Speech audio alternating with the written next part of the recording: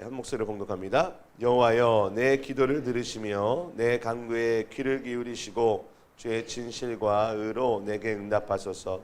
주의 종에게 심판을 행하지 마소서. 주의 눈앞에는 의로운 인생이 하나도 없나이다.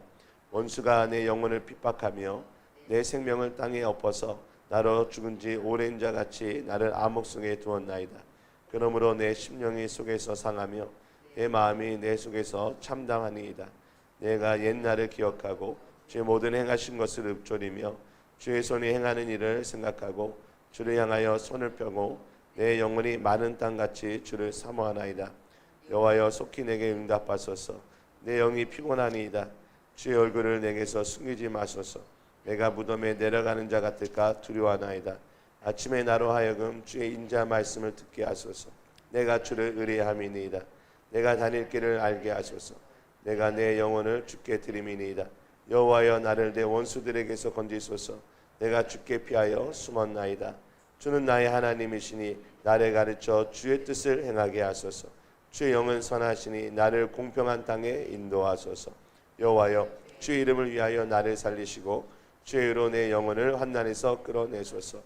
주의 인자하심으로 나의 원수들을 끊으시고 내 영혼을 괴롭게 하는 자를 다 멸하소서. 나는 주의 종이니이다. 아멘. 그 추수감사 주일이 다가오면서 한국에 있는 많은 교회들이 추수감사와 특별 새벽 기도회들을 많이 하고 있습니다. 저희 교회는 뭐 특별 새벽 기도회라고 하진 않지만 특별 새벽 기도회라고 했더니 안 나오시더라고요. 나오시는 분들은 더 열심히 나오시는데, 그래서 우리는 에브리데이 특세, 우리는 항상 특별한 새벽 기도회를 우리는 하고 있습니다. 아무쪼록 우리 추수감사 주일이 와서가 아니라 항상 하나님께서 우리를 통해 일하고 또 추수하게 하실 것을 믿고 우리가 감사함으로 늘 기도해야 될 줄 믿습니다. 제가 한국에 오기 전부터 일본 소설을 이렇게 좀 읽는 걸 좋아했어요. 한국 소설도 이제 뭐 읽지만 일본 소설이 좀 되게 독특한 면이 있어요. 특히 제가 이제 무라카미 하루키라는 소설 작가의 책을 좀 읽으면서 신선한 충격을 얻었던 건 뭐냐면 굉장히 현실 속에서 초현실적인 좀 이렇게 너무 허구맹랑한 이야기인데요. 현실 속에서 초현실과 연결되는 그런 이야기들, 참 기상천외한 그런 아이디어로 이렇게 글을 쓰는데 참 그냥 재미있었고 어떤 생각의 전환, 발상의 전환이 저에게는 좀 흥미로웠습니다. 근데 이제 일본에 와서 일본의 소설을 다시 이제 읽으려고 하니까 의도가 좀 달라졌어요. 그 전에는 그냥 재미로 책을 읽었다면 일본을 좀 더 이해하기 위해서 일본의 문화와 사람들을 좀 더 이해하는 데 도움이 되지 않을까 하는 마음에 또 일본 작가들의 책을 주로 읽었습니다. 보면서 일본에 굉장히 훌륭한 작가들이 참 많이 있다는 걸 알게 됐어요. 한국에도 물론 훌륭한 정말 타고난 작가들이 많이 있지만 일본도 참 훌륭한 작가들이 많다는 사실을 알게 됐습니다. 그 중에 이제 하나가 야스나리라는 노벨 문학상을 받은, 한국에는 아직 노벨 문학상을 받은 분이 없는데 일본에 노벨 문학상 처음으로 받은 야스나리라는 분이 있는데 이분이 쓴 책 중에 설국이라는 책이 있습니다. 긴 터널을 빠져나가니 설국이 나왔다라는 되게 유명한 첫 문장이 있거든요. 근데 거기가 이제 배경이 군마입니다. 군마에서 니가타 쪽으로 넘어가는 뭐 어떤 터널인지 모르겠는데 아무튼 뭐 터널 지나가면 갑자기 이렇게 눈에 덮어 있는 것들이 있는데 아마 거기가 아닌 그쪽이 아닌가 싶습니다. 그리고 실제 그 배경이 되는 지역이 있는데 제가 거기 좀 지나가는 가봤는데 박물관이 있다고 해요.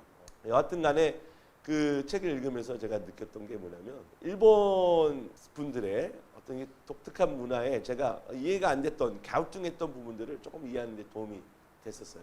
제가 이제 야스나리를 얘기하려는 게 아니라 올해 3월에 한국 뉴스를 보는데 일본의 굉장히 유명한 작가 오에 겐자부로라는 분이 돌아가셨다는 뉴스가 한국 뉴스에 나온 거예요. 이분이 일본의 두 번째로 노벨 문학상을 받은 분이래요. 전 노벨 문학상 야스나리 한 분만 받은 줄 알았는데 두 분이라는 걸 듣고 깜짝 놀랐어요. 와, 두 분이나.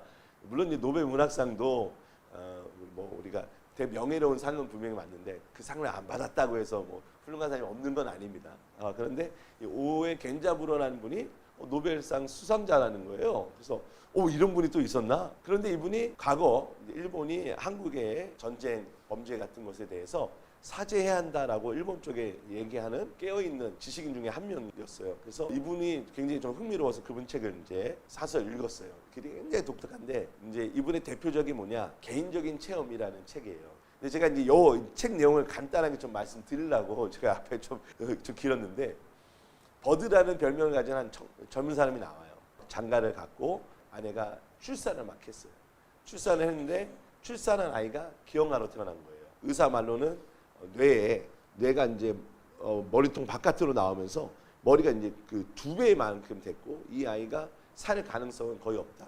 수술을 하더라도 얼마 못 살 것이다. 이렇게 의사가 말을 한 것을 듣고 이 버드라는 사람이 굉장히 이제 거기서 마음의 상실감과 고민을 하게 되는 거예요. 아내는 아직 몰라요. 아내는 이 아이를 당장 보지 못하는 이유가 아이가 좀 검사를 좀 받아봐야 될 부분이 있다 해서 장모와 이 아내를 놀리키지 않기 위해서 장모와 이야기를 해서 아내한테 말하지 않기로 했어요. 그래서 이제 문제는 이 아이를 수술을 할 것인가 말 것인가가 이 버드라는 사람의, 이 주인공의 결정해야 될 상황이에요. 그 무거운 결정을 앞에 두면서 엄청난 고민을 하는 거예요.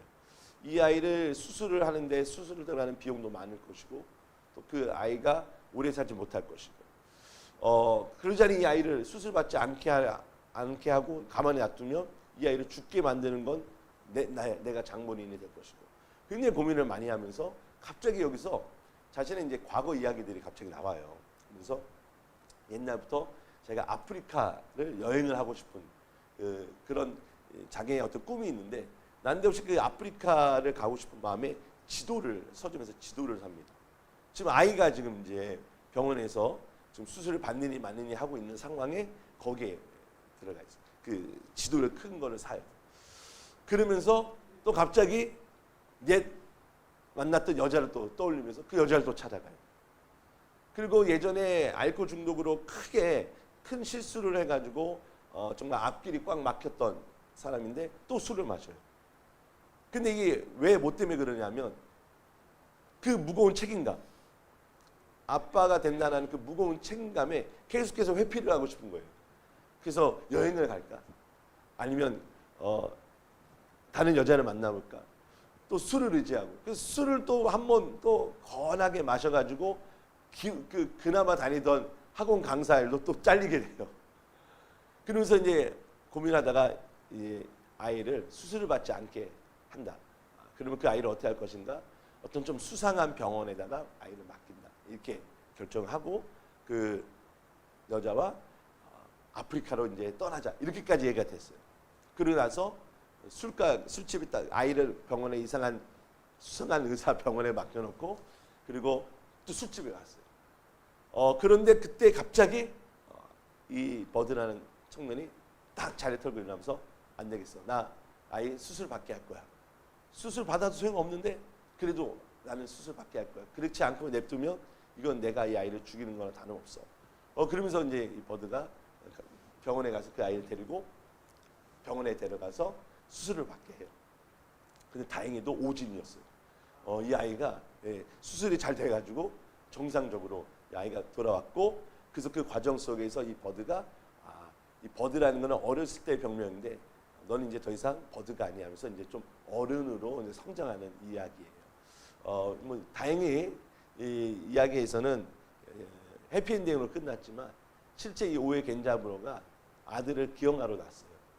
그리고 그 아들을 여러분들 뭐 인터넷 치시면 나오는데 그 아들이 실제 뇌와 관련된 그런 기형아로 태어나서 평생 그 아이를 돌보면서 그런 글을 썼어요. 자신의 이야기를 사실 쓴 거예요. 제가 이 이야기를 왜 오늘 본문 143편을 읽으면서 떠올렸냐 하면요, 많은 사람들이 문제와 환난 속에서 계속해서 그 대면해야 될 하나님을 대면하지 못하고 회피하는 겁니다. 이리 회피하고 저리 회피하고, 우리가 어제도 말씀 나눴다시피 그 마르틴 루터가 말한 그 코람데오, 하나님 앞에 우리는 죄인이고 하나님 앞에 우리는 우상 숭배자고 심판받아 마땅한 죄인으로 두려운 마음으로 서는 게 1차적인 것이죠. 그러나 구원을 받으려면 하나님으로부터 도피가 아니라 하나님께로 도피를 하고 그분을 피난처 삼는 것, 그 방법밖에는 우리가 구원받을 방법이 없다라는 거죠. 그러나 하나님 앞에 우리가 의로운 자로 서야 되는데 그 의가 내가 아니라 하나님의 의라는 거. 그 하나님의 의가 오직 믿음으로 말미암아 나의 의로 하나님 주신다는 거. 그것이 바로 그 내용이 복음으로 우리에게 찾아왔다는 거. 그 복음의 내용, 그 의가 바로 예수 그리스도라는 거. 그래서 그 예수 그리스도를 믿음으로 그분의 의를 우리가 옷 입고 하나님 앞에 의인으로 호람되어 설 수 있다는 거죠. 많은 사람들이 자기가 죄인이라는 사실을 의식을 하고 그 죄책감에 빠져 살고 그 가책으로 인해 양심이 불편해요. 그러나 많은 사람들이 하나님께 나와 회개하고 돌아서기보다는 그냥 그 가책을 누르고 덮고 양심을 속이면서 세상의 즐거움, 세상의 쾌락에 빠져서 하루하루 그렇게 살아가는 사람들이 많다라는 거예요.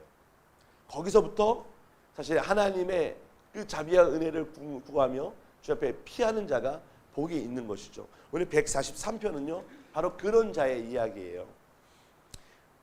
이 시는요 애가 시로 분류가 될 수 있습니다. 지금 고통 속에서 하나님께 부르짖는 시입니다. 근데 우리가 지금까지 애가 시를 많이 봐왔는데 주로 애가 시는요 자신의 무죄를 천명하는 시들이 많았어요. 나는 억울합니다. 나는 의롭게 살려고 하는데 저 원수들이 나를 가만두지 않습니다. 하나님 저 원수들을 치시고 저 원수들에게 저주를 부으시고 저를 구원해 주십시오. 이게 우리가 그동안 많이 봤던 애가시 그런 간구하는 시였다면 오늘 본문은 뜻밖에도 좀 다른 고백을 볼 수가 있습니다. 바로 시인 자신이 내가 죄인 중에 한 명이다라는 겁니다. 저 원수 때문에 너무나 힘들지만 저 원수들과 내가 다르지 않다라는 것을 이야기합니다. 그러면서 오직 내가 구원받을 수 있는 이유는 하나님의 진실하심과 주님의 의 때문이다라는 겁니다. 자, 1절 말씀 보겠습니다. 여호와여 내 기도를 들으시며 내 간구에 진실과 의로 내게 응답하소서. 하나님께 간구하는 그 근거가 바로 자신의 무죄가 아니라 자신의 의로운 삶이나 행위가 아니라 오직 하나님의 진실과 하나님의 의다. 내 의가 아니라 내게 보여드릴 의가 하나 없는데 하나님의 의가 내가 구원받을 수 있는 근거다라는 겁니다. 2절 보십시오. 주의 종에게 심판을 행하지 마소서. 주의 눈앞에는 의로운 인생이 하나도 없나이다. 여기 보면 시인 자기 자신의 의를 드러내는 게 아니죠. 나는 심판받아 마땅한 죄인입니다. 나에게 의가 하나도 없습니다. 주님 저는 심판받아도 할 말이 하나도 없는 자입니다. 그러나 주님 저를 불쌍히 여겨주세요. 모든 인간은 의인이 아니라 죄인입니다. 의인은 없나니 하나도 없더라. 로마서 3장에 나오는 말씀이죠. 여러분 소도 비빌 언덕이 있어야 비빈다라는 말 있죠. 우리나라 속담에. 이 소가 이 어린 소가 뿔이 나기 시작하면 여기가 이제 간지러운 거예요. 간지러우니까 배에서 비벼야 되잖아요. 그렇죠? 비벼야 되는데 비빌 언덕이 있어야 비비는 거예요. 그렇죠? 땅바닥에 비비기는 힘들고 언덕이 있어야 비비는 거예요. 즉 이것은 뭔가 해야 할 때 나 혼자 하는 게 아니라 뭔가 기대거나 도움을 받을 어떤 무엇이 필요하다라는 것이죠. 의지할 곳이 있어야 무슨 일이든 시작할 수 있다. 그리고 뜻을 이룰 수 있다라는 말입니다. 우리의 구원은요. 비빌 언덕이 필요합니다. 우리 스스로 절대 구원을 얻을 수가 없습니다. 물론 이 속담을 예를 들어서 설명하면 그러면 하나님의 의를 가지고 내가 온갖 비벼야 되는 나의 행위가 있어야 구원 얻느냐. 그게 아니라 우리가 오직 하나님의 의로만 구원을 받는데 그래서 오직 하나님만 의지한다는 말씀을 드리려 하는 것입니다. 자, 다시 2절을 보면 자신을 주의 종이라고 고백을 합니다. 맨 마지막 절에도 나는 주의 종입니다 라고 말을 합니다. 철저히 자기 자신을 종으로 낮춥니다. 여기서는 이 종이란 말은 다르게 얘기하면 노비입니다. 노비. 자기의 권리는 아무것도 없습니다. 자기 뜻대로 할 수 있는 것도 아무것도 없고 오직 주인의 뜻대로 자신의 삶이 주어져 있는 것이죠. 그래서 오직 하나님의 그 진실하심, 에무나와 그분의 의, 짜디크 그것만 의지하며 나를 구원해 주십시오라고 말을 하는 겁니다. 물론 이 시인은요 지금 원수들로 인해서 너무너무 힘들고 괴로운 상황에 있습니다. 얼마나 힘든지 자 3절에 보면 원수가 내 영혼을 핍박하며 내 생명을 땅에 엎어서 나로 죽은 지 오랜 자 같이 나를 암 속에 두었느니라. 지금 죽은 자와 다름이 없다는 거예요. 산송장이라는 거예요. 지금 내가 말하고 걷고 숨을 쉬고 있지만 실상 내 속은 다 문드러졌고 나는 지금 호흡조차 가파른 너무나 괴로운 난 죽은 자와 다를 바가 없는 것이라 얘기합니다. 4절 보십시오. 그러므로 내 심령이 속에서 상하며 내 마음이 내 속에서 참담하니이다. 지금 이 속은 지금 어떻게 돼 있어요? 지금 완전히 상해 있습니다. 힘이 하나도 없습니다. 여기 상했다는 것은 힘이 하나도 없다는, 기력이 없다는 거예요.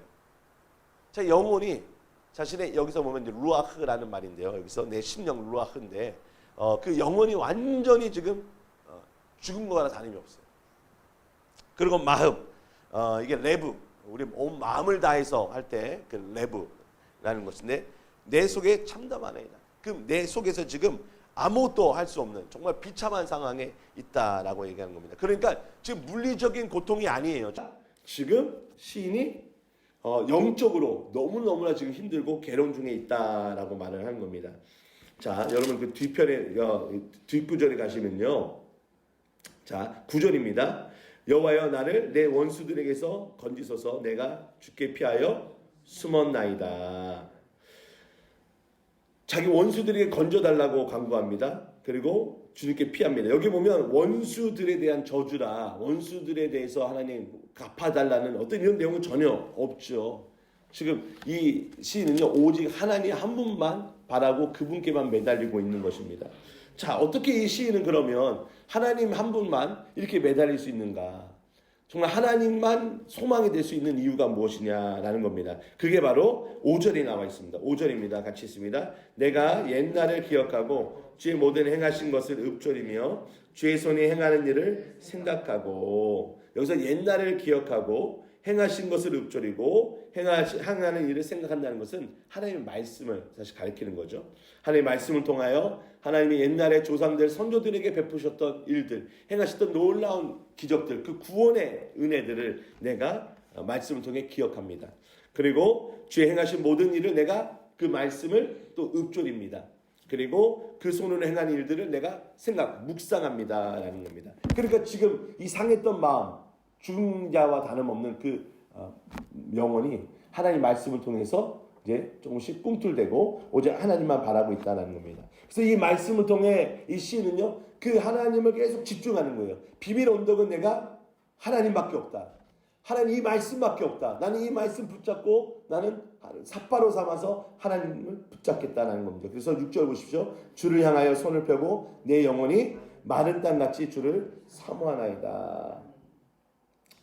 이렇게 할 수 있는 일이 뭡니까? 바로 하나님 말씀이 자신 안에 와서 소망이 되었기 때문입니다. 믿음이 생겼기 때문입니다. 그래서 이제는 하나님만 바라보는, 하나님만 구하는 자가 되었죠. 7절입니다. 여호와여 속히 내게 응답하소서. 내 영이 피곤하나이다. 주의 얼굴을 내게서 숨기지 마소서. 내가 무덤에 내려가는 자 같을까 두려워하나이다. 고통 속에 잠을 이루지 못했던 것 같습니다. 아침이 빨리 오기를 바랬던 것, 하나님의 그 은혜가, 하나님의 구원의 날이 속히 오기를 너무나 바랬던 것 같아요. 그래서 8절 보십시오. 아침에 나로 하여금 주의 인자한 말씀을 듣게 하소서. 내가 주를 의뢰함이니이다. 내가 다닐 길을 알게 하소서. 내가 내 영혼을 주께 드림이니이다. 자, 하나님 말씀 붙잡고 살아가는 이 성도, 하나님 말씀이 반드시 이루어질 그날을 소망하는 것이죠. 하나님께 자신의 삶을 의탁하고 자신의 모든 걸 의뢰하고, 그리고 내 갈 길도 주님께 구하는 것입니다. 제가 이제 예화 집에서 읽은 건데요. 어떤 아프리카가 아니라 뭐 인디안 부족인가 봐요. 어린 자녀를 담대하게 키우기 위해서 하룻밤을 미림 속에서 자게 한답니다. 어린 아이를.